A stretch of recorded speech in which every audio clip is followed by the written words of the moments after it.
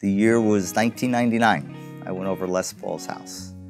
And it was a regular routine. You know, go to his house, you sit at the kitchen counter, you have a drink, you talk with Les. But Les always had a guitar in his kitchen.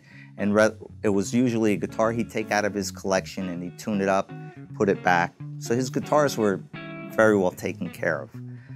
And it was a treat to go to his house because you didn't know what was going to show up in the kitchen next. So I went to the house, and in the kitchen was this guitar.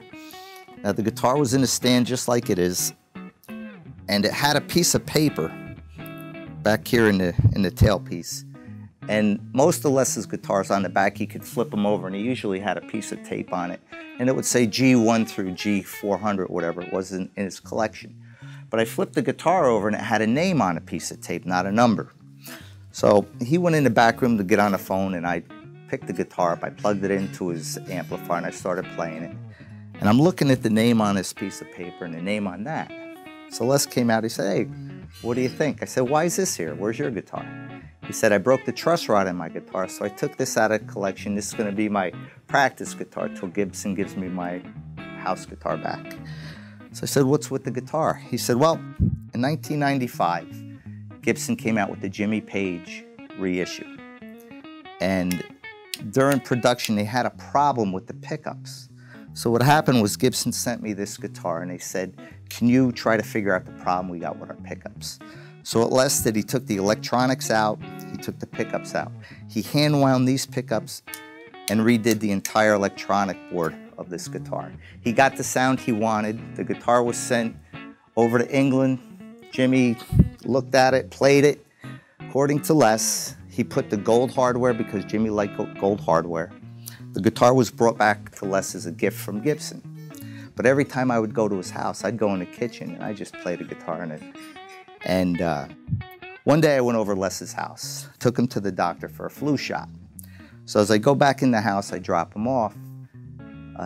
He said, "Wait a minute, I got something for you." So I look in the kitchen and there's a burgundy guitar there. I said, "What's that?" He goes, "Well, Gibson got my guitar back and I had it repainted that beautiful burgundy color." I said, "Cool." And I didn't mention anything about this guitar. I was heartbroken it was out of the kitchen. So as I walked to the door, he said, "Hey, where are you going?" I said, "I'm going home." "Why?" He goes, "Hey, you forgot something." And he handed this to me. He said, "You liked it so much, here it is. This is your guitar."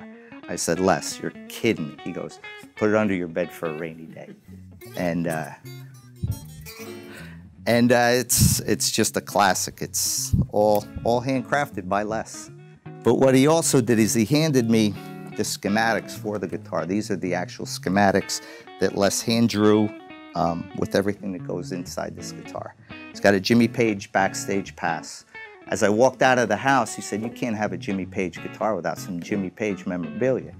So he had this backstage pass, and it was one that he cherished. He said, "Jimmy Page gave me it," and he said, "You got to have it with the guitar." I said, "That's cool." He said, "I got another thing for you."